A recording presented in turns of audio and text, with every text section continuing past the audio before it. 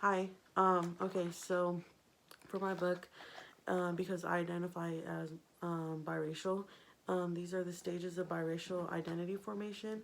The positive findings by multiracial doctor Eve M. Holton with a PhD. So a little bit about her. She's a multicultural person. She identifies as white, black, and Native American. She also has her sons are multiracial, and she basically is just surrounded by multiracial people, and like her relatives, her distant relatives, her really close relatives, they're not like a pure breed, not like anybody is really, but they don't identify with just one. They identify with many.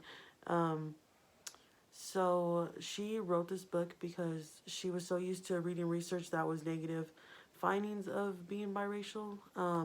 So she decided to write this book as a positive influence and a positive outlook with being biracial, multiracial. So basically, this book talks about the 6 stages of identity formation. So starting from age 3 all the way to um, your adult years, and just breaking that down in each section. So like 3 to 5, they start noticing different hair texture, different color, different facial features, um, all the way until like the 15 through 18 stage, where it's the rebellion stage. So they don't want to be policed by their parents. They want to make their own conscious decision on how they identify themselves. So it's just interesting because it really does make sense as to um, how early it starts and how over time it progresses into your own, and not so much like parents' outlook or parents' influence on the way that you look at yourself. Um, so yeah, it just she took studies from kids, and the she found positive research. Like she that's why she wrote this book, and she found that kids from different perspectives, so like adopted kids and so on, with white and black, as she took that those two specific races, she found good findings with that. um, so, and then she talks about healthy ways to form your racial identity. So, like racial pride and self esteem and stuff. So, she digs in with racial pride, and she makes it very clear that racial pride can fight like social injustice, can fight racism and stuff like that.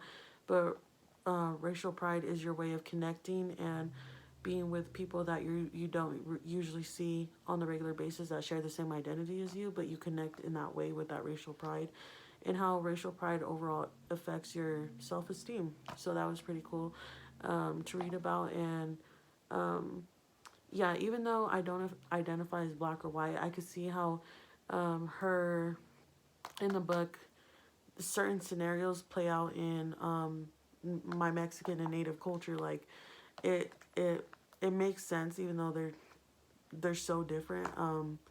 How similar they are. So I mean, even though it was aimed towards that specific race, I still could relate to it on a level. Um, what did I learn about my racial identity? I think, I think I learned validation, if that makes sense, with finding my racial identity, because she talks about at 8 years old, you're able minded to like make your own decisions and stuff like that, or you're able to identify as yourself. I think even that young, and I remember just always picking both and not picking one or the other. So I guess that makes sense. I learned that um, your self esteem, whether it's high or low, is purely affected by the way you rep your racial pride, which was so interesting because it makes so much sense. Like if you're quiet, then your self esteem is, it's kind of low. But if you're proud and you boast and make it be known, then your self esteem is quite higher than it would be if you weren't. Um, so yeah, that was kind of cool. Um, how did you take this into your own racial? How do you take this into your own racial identity journey? So, I think specifically for me, the racial pride, because she talks about racial pride can fight. like I said, social injustice, can fight racism, can uplift you, can make you connect with those that you share a commonality, share something similar with, as those that identify as you, and a way to honor your ancestors and stuff like that. So I feel like that's something that I keep for myself, and I don't like, you know, I like say I am, but I also am, you know, it's for me, and it really should be for a lot, because that's how you challenge racism and stuff like that. So I thought that was pretty interesting, as to why, I guess that makes sense as to what I want to carry in my journey, in finding myself, and finding how to use my identity to help others that identify as me, or even those that don't, just to see a woman of color, you know, rep themselves hard in their racial identity. So yeah. How do you see Jesus differently after reading this book? So I think after reading this book, I think just understanding Jesus in the physical form, that he was half God, half human, even though race doesn't play a significant role in what that means, but I think the concept is the same, that like um, he used his identity, being half God, half human, in order to uplift the weak, and to speak for those who couldn't speak for themselves, to heal those that needed healing, that people overlooked, and stuff like that. And I feel like that goes with racial pride, and that's why his self-esteem was so high, because he was so confident in his own identity. And I just feel like that's how I view him differently now. Yeah. How would you apply what you learned at the local Young Life level with kids and leaders? So I think what I've learned in this book is to not make I like the conclusion on somebody's identity. So if, like, certain ages, so you work with high schoolers that transition from middle school to high school, they're all about figuring themselves out. They're all about trying new things, kind of that rebellious stage as well. So just, I think being patient with them, letting them identify themselves as they wish, but I think also challenging them, because my leader challenged me, you know. So I think, and just letting them, loving them through it, through all of it, instead of just like half of it, and finding their racial identity.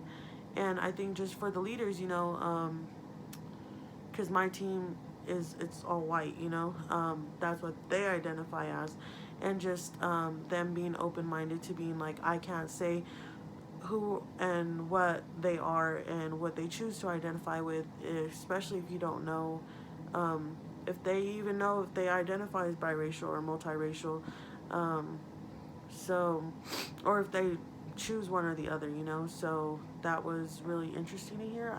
I think, and that's how I would apply that, what I learned, into kids, you know, like supporting them, doing all this, and just like anything else, challenging them, and also the leaders, just like, you know, um, let them vocalize, and also let them be the ones to ask questions, like you don't question them, you know. I guess if that makes sense. It kind of makes sense, it kind of doesn't, but that's what I kind of took as a learning experience.